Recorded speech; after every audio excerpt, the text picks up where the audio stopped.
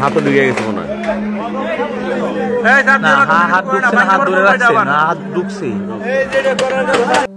Viewers, বহুতল ভবন তো এখন আমাদের চারদিকেই হয়, একেবারে প্রত্যন্ত গ্রাম অঞ্চল পর্যন্ত হয়।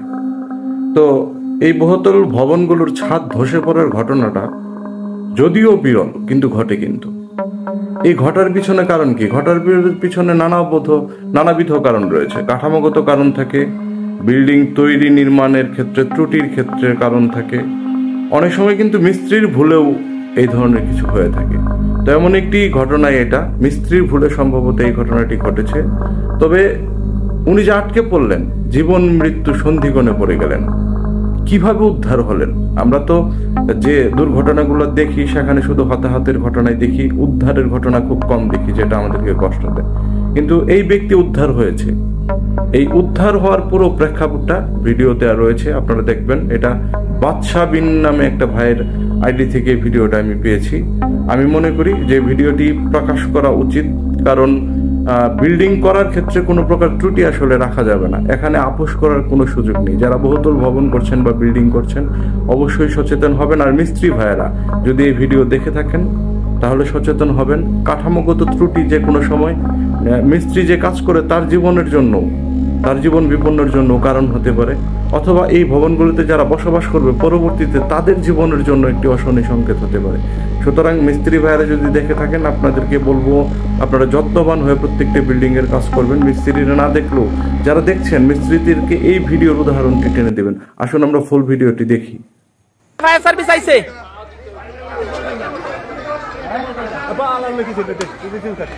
সগুম দরকার, এখানে বড় সগুম দরকার।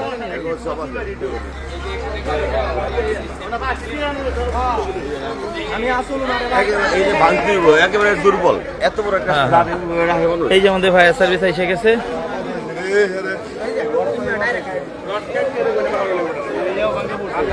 কেমন আছেন? এই ভাই আধা ঘন্টা যাবত এই ঘটনা। একটা রড বডিতে ঢুকছে। দেখেন ওয়ালটার বিন্দু মাত্র শক্তি নাই, যেটা ভাঙিয়া পড়ছে।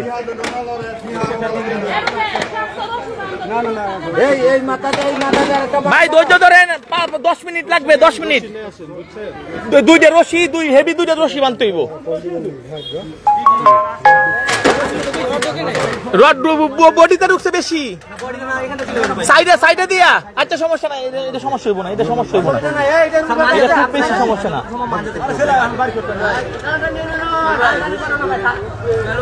আগে আমরা সাতটা সরাই, আগে সাতটা সরাই। রশি নেন। রশি আছে।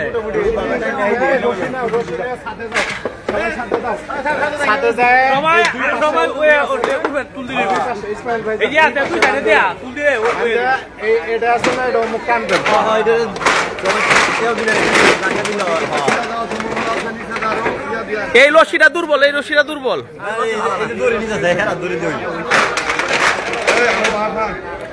ভাই এটা, ও ভাই দৌড়, আমরা পুরসভায়, এই যে পুরসভার পাশে,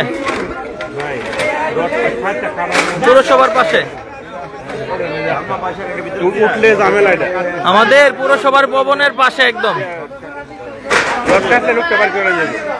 হ্যাঁ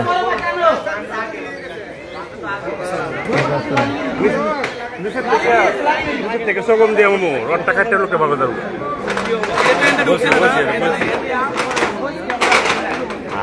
হাতও ঢুকে গেছে মনে হয়। হাত ঢুকছে না, হাত ধরে রাখছে না, হাত ঢুকছে।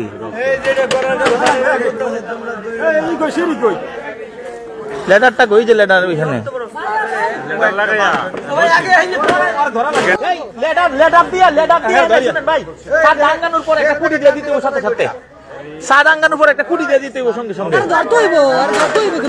আঙ্গি দিলে যদি না রাখতে রতে কিন্তু না, এই সাত ভাঙতো না, আর একটা পাশে হ্যাঁ এই সাত আঙ্গানোর পরে সাদের কাটতে লোকের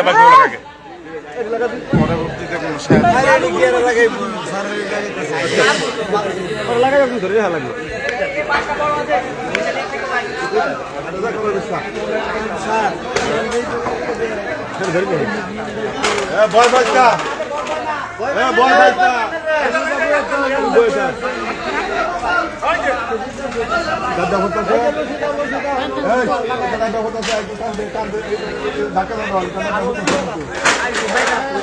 সাহেব এটা ধরেন একটু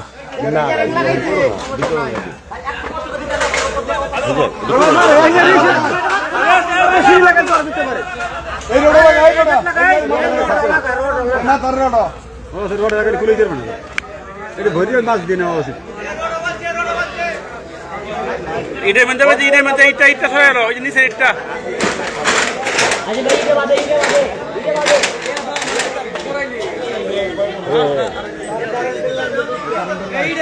ভাই উপরে একটা কারেন্টের লাইন দেখেন কারেন্টের লাইন আছে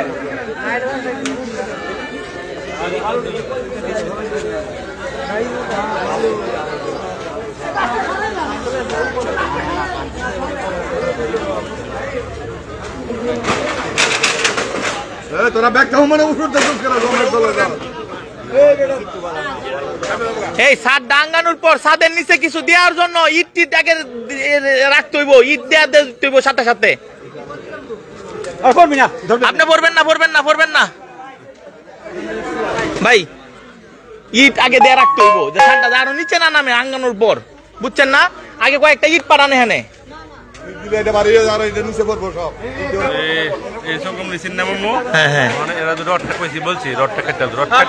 পরে আগে ছাদ সরে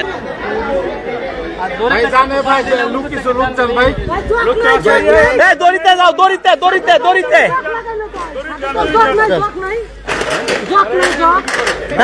একটা ছাদ তো অনেক ওজন হয়, এটা বোঝা যাইতেছে না, কিন্তু এটা 1 টনের উপরে ওজন এই ছাদটা।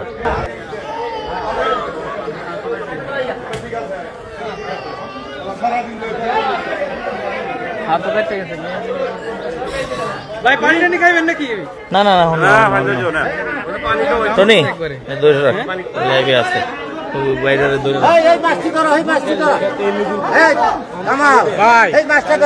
ভাই একটু হেল্প করলে ভালো হয়।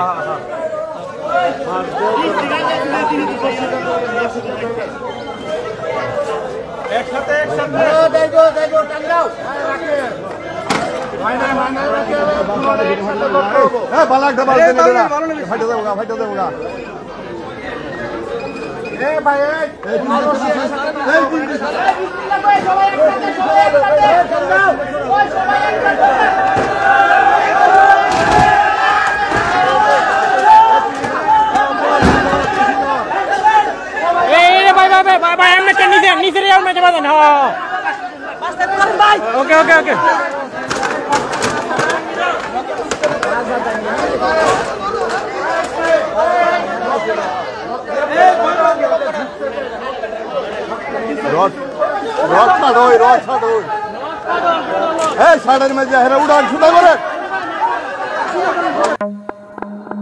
চিন্তা করেছেন এই ঘটনায় হতাহতের ঘটনা ঘটেনি, কিন্তু ঘটনাটা কতটা বিপজ্জনক আপনারা দেখতেই পাচ্ছেন। যেভাবে ঘটনাটা ঘটলো এবং যিনি মিস্ত্রি কাজ করতেছিলেন ওনার কি অবস্থা, উদ্ধার হওয়ার পর উনি উঠতে পারতেছিলেন না। সুতরাং মূল কথা হচ্ছে বহুতল ভবনের ক্ষেত্রে অবশ্যই যত্নবান হতে হবে, গুণগত মান ঠিক করতে হবে, কাঠামোগত কোনো প্রকার ত্রুটি রাখা যাবে না। একেবারে সবকিছু নির্ণয় হয়ে যাওয়ার পর একটা বিল্ডিং করতে যে সকল প্রোডাক্ট লাগে, রড, সিমেন্ট, সবকিছু গুণগত মানসম্পন্ন হতে হবে। তা না হলে কিন্তু বিপদ অনিবার্য এবং ধসের ঘটনা ঘটতে পারে। আমরা সকলেই সচেতন হই বিল্ডিং মালিকরা, সচেতন হই মিস্ত্রিরা। কারো জীবন যেন ত্রুটির জন্য, বিল্ডিং তৈরির ত্রুটির জন্য সংকটাপন্ন না হয়, সেই ব্যাপারে সকলেই যত্নবান হব। ধন্যবাদ সবাইকে। আবারও নতুন কোনো এক্সক্লুসিভ ভিডিও নিয়ে আপনাদের সামনে হাজির হয়ে যাব। সে পর্যন্ত ভালোই থাকুন, আর আমাদের চ্যানেলটিকে সাবস্ক্রাইব করে দিয়ে গেলে সেটা হবে আমাদের জন্য আপনি কর্তৃক অনন্য পাওনা। ভালো থাকুন সবাই, সকলের জন্য শুভকামনা।